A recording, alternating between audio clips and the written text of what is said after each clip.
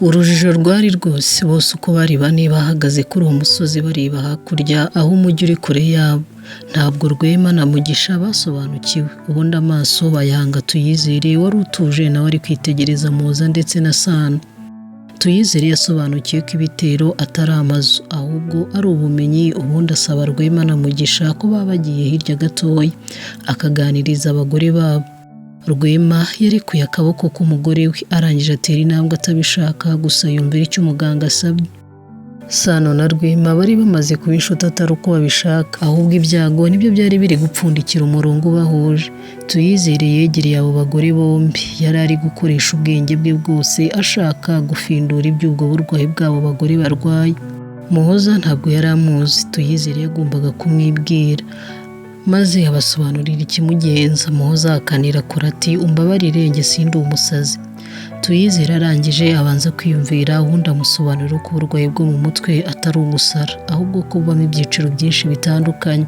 Arangije abaza ati ese mwe ibi murimo biri kubashimisha? Muhoza na Sano ntibari bafite icyo gusubiza, gusa agahinda niko kari ku maso yabo. Ntibari bashimishijwe no kubona abagabo babo bababaye. Sano yarimo yibuka amagambo mama we yamubwiye agira ati urukundo rudutegeka gusobanukirwa umubabaro wa mugenzi wacu ndetse rimwe na rimwe tukababara kumurusha. Tuyizere yababwiye ko ikiganiro bagiye kuganira ari ukubafasha ndetse no gufasha ingo zabo. Ubwo yarimo abibabwira ababwira ibyo ngibyo, Mugisha yari ahanze amaso amashusho yari yafashwe na Rwema ubwo we na Muhoza barimo baganira. Yageze aho bombi babazanyije amazina, atungurwa no kumva ahakana izina rye akavuga ko yitwa Shema, ndetse na Sano nawe agahakana izina rye avuga ko yitwa Teta. Mugisha yibajije niba ari we cyangwa se hari ikindi kintu kimuvugiramo. Mu rujijo rwinshi yasubiza telefone Tuyizere. Akazuba karimo karasa ariko barakihanganiye. Bombi baganiriye uburyo umubano wabo watangiye ndetse n'ukuntu wagiye ukura buke buke. Ikintu kimwe Tuyizere yasobanukiwe, buri gihe iyo bagiye guhura babanza kumva abana babo bakubise amaguru mu nda, ubundi bakamera nk'abatwawe mu yindi si.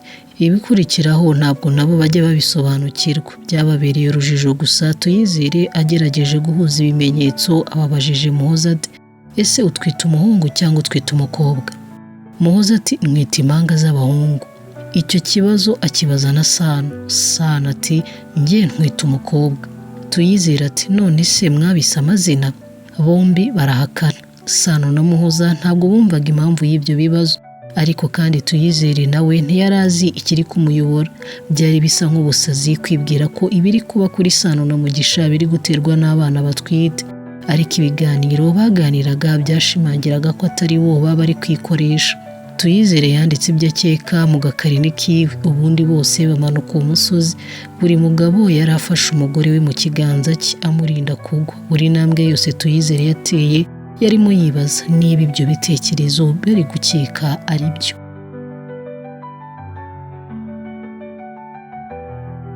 Muganga Tuyizere yafashe ubwo burwayi bw'abo bagore abugira uburwayi agomba kwitaho ndetse akanabakurikirana cyane.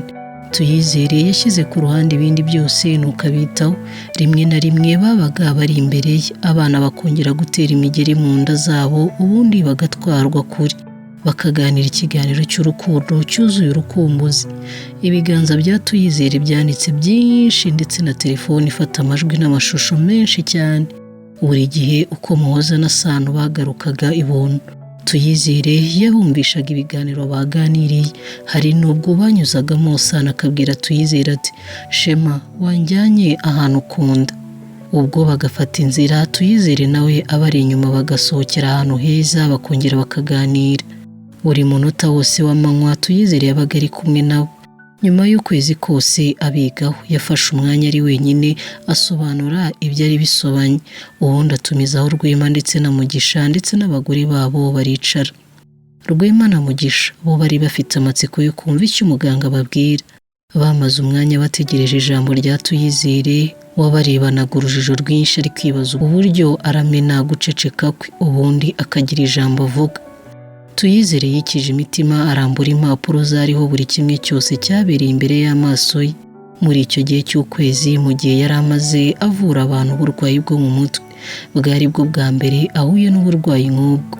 yabasabye gutega amatwi neza. Ubwo araterura ati biragoye kwizera ibyo nabonye, gusa ntabwo abagore banyu barwaye, ahubwo ni amayobera y'ubuzima tubamo. Sinigeze na rimwe mbona ibintu nk'ibi. Rwema yumvaga ari kumutindira, asaba Tuyizere kurasa ku ntego akareka kunyuranyura hirya no hino. Tuyizere yabanje kwiyumvira ati buri gihe iyo Sano na Muhoza bagiye kuba mu isi yabo, bakajya mu isi yabo bombi, hari igikorwa cy'ingenzi kibanza kuba mu nda zabo. Yababwiye ko abana babanza gutera imigeri mu nda. Ati rero amagambo y'urukundo bavuga si bo bayavuga, ahubwo n'abana bari mu nda zabo babayagira. Ibyo bakora si bo babikora, ahubwo ni Shema na Teta babikora. Rwema na Mugisha babaye nk'abumiwe, ubundi bakubita agatwenge. Tuyizere abona ko batari kumwizera, abona ko n'ibyo arimo kubabwira batari kubyizera. Arangije arakomeza ati bibaho ko umugore utwite agira ibyo azinukwa ndetse n'ibyo ararikira. Nanjye sinabasha gusobanura inzira binyuramo, ariko birasa nk'aho urukundo rwa Shema na Teta rwatangiriye mu nda z'ababyeyi babo. Rwema na Mugisha bumvishe ibyo barakwenkwenuka. Rwema yuzuye ibibazo byinshi, ariko kubera guseka cyane akabura uburyo asohora ijambo. Mugisha niwe wabashije gufata amaseko, ubundi abaza umuganga ati ko njye na Sano tutarahitamo izina ry'umwana wacu. Tuyizere ati ibyo ndabizi, gusa abana bahisemo amazina yabo bakiri mu nda. Tuyizere yakomeje ababwira ko ubuzima bw'umuntu butangira umunsi wa mbere intangangabo ihura n'intangangore. Rwema aramubaza ati none ko umugore wanjye atwite impanga ukaba uvuze ko uwo mukunzi wa Teta yitwa Shema? Mugisha cyumva ijambo umukunzi kwifata byaranze, ubundi abaraturitse arasetse. Kwifata byaranze pe.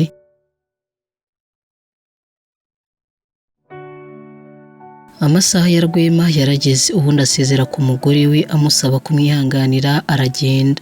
Byatumye Mugisha acyura abo bagore bombi, gusa inzira yose bagiye baseka ibyo umuganga yababwiye. Mugisha yareba ku nda zabo akumirwa. Sano na Muhoza nabo ntabwo bumvaga ibyo bintu. Bagerageje gushaka uko babiyobora kugira ngo byo babiyobore, ariko Tuyizere yababwiye ko bagomba kwitonda kuko bishobora kubaviramo ikibazo ndetse n'inda zabo zikavamo. Kwakira ko urukundo rw'umuntu rutangirira mu nda ya nyina byarabagoye, nuko Mugisha arahindukira areba umugore we mwiza Sano aramubwira ati buriya wasanga njye nawe twaraganiraga tutaravuka. Sano abihakanira hejuru, amubaza ukuntu bari kuganira mu gihe bari batuye mu duce dutandukanye. Mugisha ati isi y'urukundo ibaho mu buryo bwayo. Muhoza yungamo ati nyamara byanashoboka. Akivuga iryo jambo abana bateye imigeri, ababyeyi bombi bafata ku nda. Mugisha ntiyamenye ibyabayeho, ahubwo yakomeje gutera urwenya atungurwa no kumva Sano avuze ati Shema kubabaye wabaye iki? Ahindukiye abona umugore we na Muhoza bahagaze mu muhanda rwagati bafatanye ibiganza, ubundi arabasatira abafasha kwicara arabitegereza. Ubwo nawe aguma hafi yemera kuba umuhamya w'intangiriro y'urwo rukundo. Muhoza yasubije ati Teta mugenzi wanjye afite agahinda. Undi ati yabaye iki? Muhoza ati ari kumbwira ko nsigaye mwicisha irungu, ngo nawe akeneye umuntu wo gukunda. Mugisha yarasetse gusa akurikirana icyo kiganiro. Sano akora ku nda ya Muhoza asa nk'uri kumuhumuriza agira ati mubwire ko nawe azabona uwe kandi mwiza. Muhoza mu gusubiza ati namubwiye ariko yanga kubyumva. Aba arasoje ati urabeho ndabona atangiye kurira. Mu gahinda kenshi Sano ati muhoze kandi umubwire ntababare, urukundo rwe rwiza ruri imbere. Mugisha yananiwe kwizera ko amagambo nk'ayo ari kuva mu kanwa k'umugore ari kuvugwa n'umukobwa wabo. Muhoza barasubije ati urakoze kunduhura Teta. Ubundi abana barongera batera imigeri. Sano na Muhoza bagarutse babona Mugisha yasetse ntako atagize. Icyari gitangaje nuko Sano na Muhoza batamenyaga amagambo bavuze cyangwa se ibyo bakoze. Muhoza yabajije Mugisha akiri kumuseka, undi aramubwira ati ntimwakumva iby'izo mpinja zaganiriye. N'amatsiko menshi Muhoza yamubajije ibyo ari byo. Mugisha abanza kumwitegereza aramubaza ati harya utwite impanga? Undi ati yego. Mugisha ati rero impanga ya Shema ifite agahinda kubera ko Shema afite umukunzi yikaba ntawe ifite. Muhoza na Sano barabyumvishe barumirwa, bararebana babura icyo gukora. Sano mu rwenya rwinshi ati uwo musore wundi ugomba kumushakira umukunzi da. Mugisha yabonye Muhoza atangiye kujya kure mu bitekerezo, abasabye ko bakomeza urugendo. Babanje kugeza Sano mu rugo, ubundi Mugisha aherekeza Muhoza. Bagiye baganira urwo rujijo ruri kuba mu buzima bwabo. Nuko Mugisha barateruye ati, nigeze kumva umuntu avuga ko urukundo ruruta isi. Sinabyizeye ariko umenya ari ukuri. Bakomeje inzira ariko Mugisha ntiyabashije gusobanurira Muhoza iby'ayo mayobera.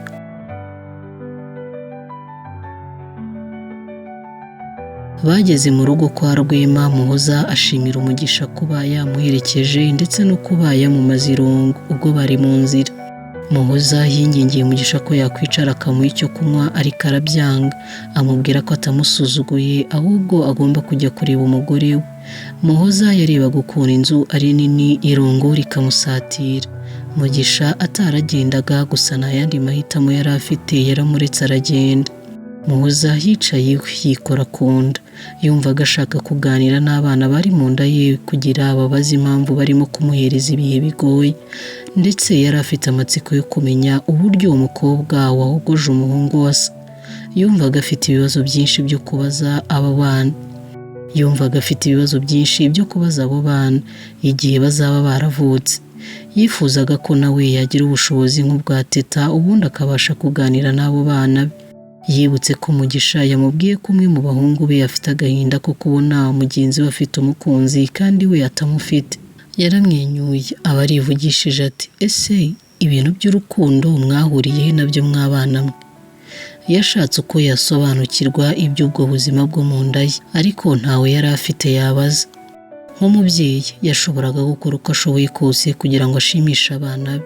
Agatotsi kamutwaye akiri kure mu ntekerezo ziwe. Mugisha yari yageze mu rugo kare, asubiramo amagambo yumvishe Sano avuga agira ati, Muhoza kandi umubwire ntababare, urukundo rwe rwiza ruri imbere. Nubwo yari amagambo yavuzwe na Sano ariko yari agenewe Shema. Sano yarabisetse arangije arivugira ati, ndumva mfite umusizi mu nda yanjye. Akora ku nda ye asaba Mugisha ko amwegereza ikayi n'ikaramu kuko yumvaga inganzo iri gutemba mu mitsi yiwe. Mugisha yabanje kumwitegereza n'amatsiko menshi ati, ugiye kwandika ibiki? Sano ati, nkeneye kubikira umwana wanjye urwibutso rw'urukundo rwe. Sano yari ashaka gutangira kwandika iyo nkuru y'urukundo rw'umukobwa we.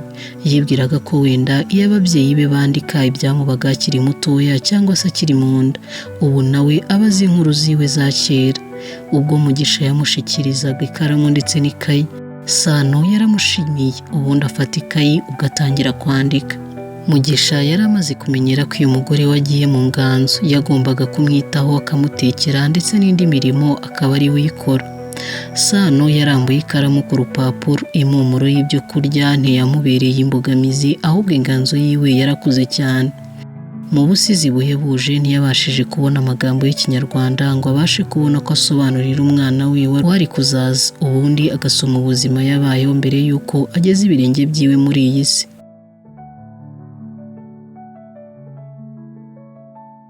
Mugisha yasoje gutegura ibyo kurya by'umwana, ubundi asanga umugore we yasinziriye imbere y'ameza. Yafashe ikaramu yabanje kuyimwaka, mu gihe ari gukururaho ikayi Sano akangukira hejuru. Bombi bahuje amaso barebana akana ko mu jisho. Mugisha ati, wari uri kurota iki? Sano yahise yihanagura ku maso ari no kumwenyura, azunguza umutwe ahakana ko nta nzozi yari afite. Mugisha yamubwiye ko ibyo kurya biteguye, ubundi bombi bajya gusangira.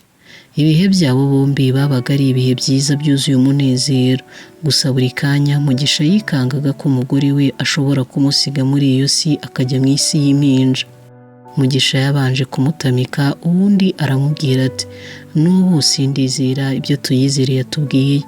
Sano amwenyura amira ibyo kurya ati, no kubitekerezaho birasekeje, uburyo urukundo rutangiye kuzunga umukobwa wacu ataravuka, umenya ari ukumwita Nyirarukundo. Mugisha yazunguje umutwe yisekera ahakana ati, yamaze guhitamo izina yitwa Teta. Sano yagiye gutamira abanza kungamo abaza ati, ubwo ntiwasanga iryo zina rye yararihawe n'umukunzi we? Mugisha yarabisetse ariko kandi ntiyabihakana. Amaherezo y'urwo rukundo yatangiye gutera ababyeyi amatsiko. bihinduka ikiganiro bakiganiraho kenshi cyane.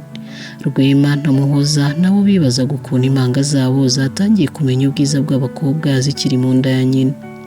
Muhoza yajyaga anyuzamo agatebya akabwira abahungu be ko bari kumukurikiza, yamwibutsaga ukuntu yamuterese akamutesha umutwe kugeza amwemeye mu gihe yari yarananiye abandi bahungu. Rwema nawe mukwirigura ati nawe warankundaga wankunze ukimbona. Muhoza akihagararaho by'abagore akabihakanira kure, gusa nyuma akemera ko ikibatsi cy'urukundo cyakwiye mu mutima we umunsi wa mbere yamuboneyeho. Rwema yahawe akazi kenshi dore ko kampani yawe yari iri mu mavugurura ndetse amaze no kongererwa inshingano kuko yari yarabaye umuyobozi wungirije. Intsinzi nk'iyo ntabwo yayizihije wenyine ahubwo yatumiye inshuti n'abavandimwe, nuko Sano na Mugisha nabo bari bamaze kuba inshuti z'umuryango, abana batari banavuka bari barahuje.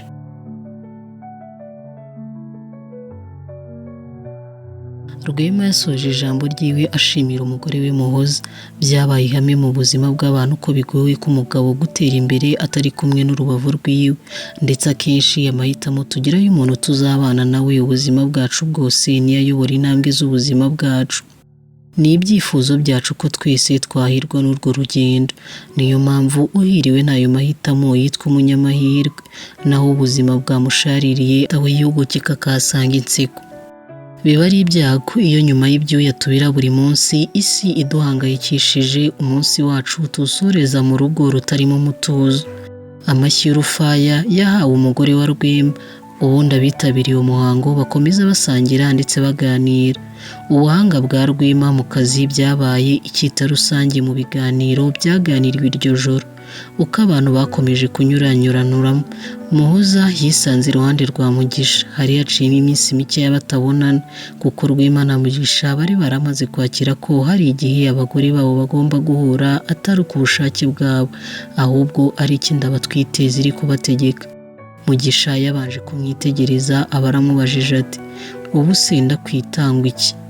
Muhoza abanza gutungura uko agiye kumubaza niba atibuka amazina ye. Mugisha barakomeje ati ndi kwibaza niba ngomba kukwita ba mwana.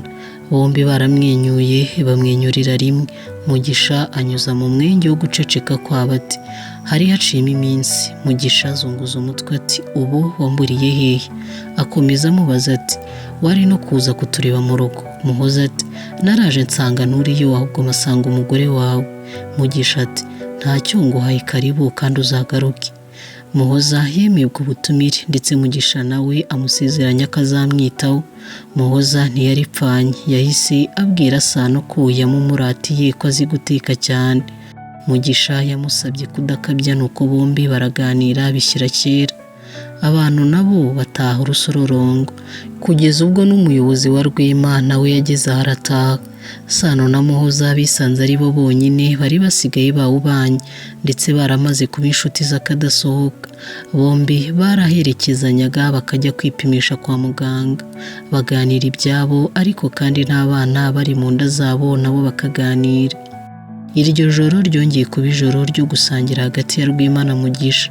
Mugisha ntiyahwemye gukeza Rwema, gusa Rwema yasaga nk'ugize isoni akamubuza gukomeza kubivuga cyane. Mugisha yageze aho aramubwira ati ujye ushima Imana y'u Rwanda ndetse n'ibisekuru byawe kuko warahiriwe. Rwema ntabwo yizereraga mu mbaraga atabona, gusa yanyuzagamo akemera ko afite inkomoko nubwo atabigiraga kenshi. Yiyambazaga abakomokaho, arangije aramubwira ati byose biva mu gukora cyane. Mugisha abihakanira kure ati byose biva mu guhirwa. Rwema aramwenyura yumva iyo nayo ni ingingo, ubwo ahuriza hamwe n'ayo magambo abiri ati gukora nibyo bitanga guhirwa. Mugisha yifurije Rwema guhirwa mu mikorere ye, na Rwema nawe amwifuriza ibyo. Sano yatangiye kunanirwa nuko asaba umugabo we ko bataha. Rwema yashatse kubatwara mu modoka ye ariko Mugisha arabyanga, ubundi baraherekeza. Ubwo barasezeranye, ubundi Sano na Mugisha bafata inzira barataha.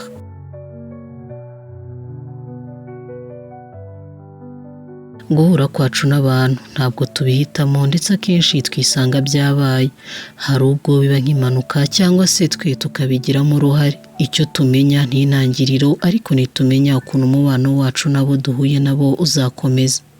Uretse ko akenshi tuba twifuza ko byagenda neza, umubano wacu ugakomera. Icyumweru cyari gishize ibirori byo kwa Rwema bibaye. Gusa Muhoza yari mu bihe byo kubura amahoro bigitangira. Yabanje kugira ngo ni ugukumbura umugabo we wari usigaye agira akazi kenshi ku buryo rimwe na rimwe yashoboraga kumara iminsi 3 atarataha. Ibyo ntabwo Muhoza yari abimenyereye. Buke ibitekerezo bye byatangiye kujya bimusunikira ku mpumuro we yitaga nziza. Yumvaga amukumbura ariko akijijisha ndetse akanyuzamo akajya gusura Sano. Ariko kubw'ibyago bye agasanga Mugisha ntawe uhari. Ntiyarekeraga. Amarangamutima ya Sano nubwo yabaga ababaye byakomeje kumubamo kugeza ubwo yumvisha urukundo rumurenze. Ntabwo yumvishaga ukuntu atangiye gukunda umugabo w'abandi kandi nawe afite umugabo we. Tuyizere yari yarabasezeranyije ko bazajya baba hafi buri gihe nibajya bamukenera. Muhoza yafashe umwanya ajya kureba. Tuyizere yari yarabasezeranyije ko azajya baba hafi buri gihe nibajya bamukenera. Muhoza yafashe umwanya ajya kureba Tuyizere. Yari ashaka ko amufasha gusobanukirwa iby'ayo marangamutima.